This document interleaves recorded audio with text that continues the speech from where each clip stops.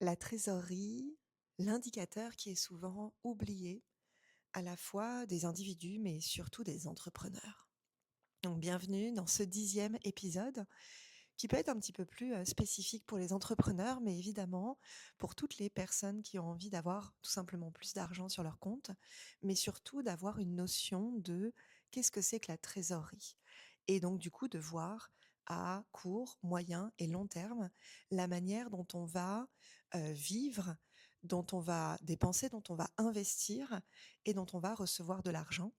Et voilà, donc bienvenue dans cet épisode de Volcan et Argent, l'alliance de la méditation et de l'ambition.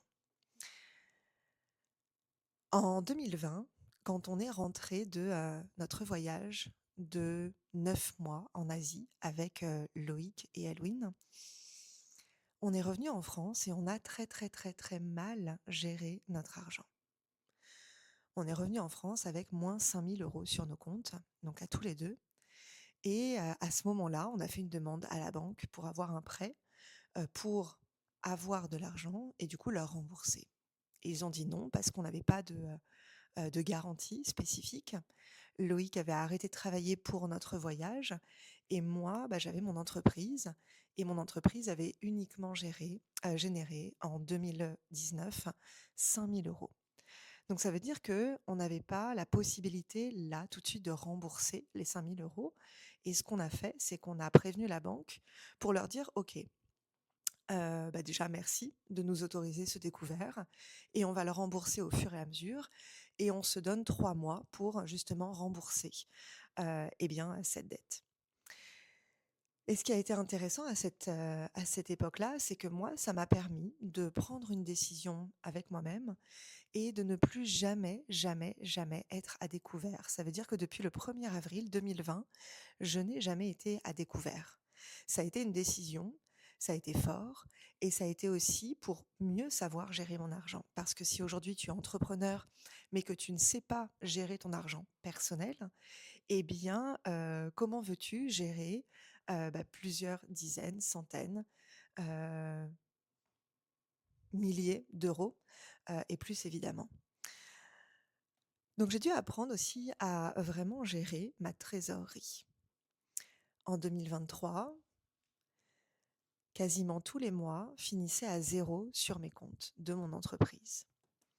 Ça a été une année de transition, donc j'ai eu moins de ventes et du coup, si j'ai moins de ventes et que j'ai toujours, des investissements à payer, ma trésorerie finit à zéro. Et ce qui a été intéressant dans ces 2 périodes, déjà, c'est de lâcher, la honte. Il y a une sorte de pression sur l'argent, comme quoi on doit être à un certain niveau d'argent, sinon, on peut, ressentir de la honte. Que ce soit par nos histoires familiales, parce que, notre famille, quelqu'un dans notre famille a eu des dettes, a eu des faillites, et du coup ça provoque des peurs. Donc ça veut dire qu'à l'intérieur de nous, la gestion de notre trésorerie, c'est comme s'il y avait une pression supplémentaire, pas uniquement pour l'argent en soi, mais pour ce que ça représente. On veut surtout pas, être en dette, on veut surtout pas, avoir, du débit parce que ça représenterait quelque chose sur nous. C'est comme si c'était attaché à une certaine identité. C'est comme si les gens qui avaient, une trésorerie négative étaient moins bonnes que des gens qui avaient une trésorerie positive.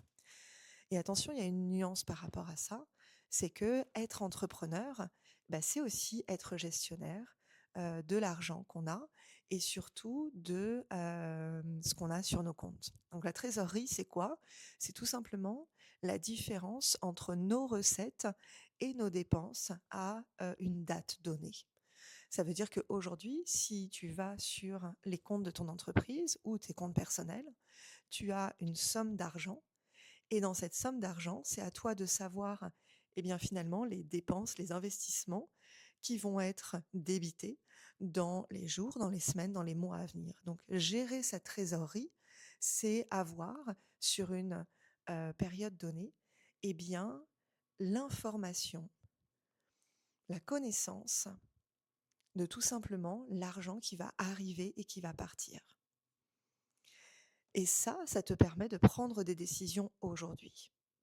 Parce que je vois encore trop d'entrepreneurs qui vont justement peut-être prendre des décisions qui vont avoir un impact sur leur trésorerie, donc faire de nouveaux investissements par exemple, que ce soit des nouveaux investissements de logiciels, mais aussi d'équipes, mais aussi de mastermind, de coaching, d'accompagnement, eh bien avoir un impact sur la trésorerie, mais ne pas se rendre compte ou oublier des dépenses futures, que ce soit les impôts, que ce soit les assurances, que ce soit d'autres dépenses prévues.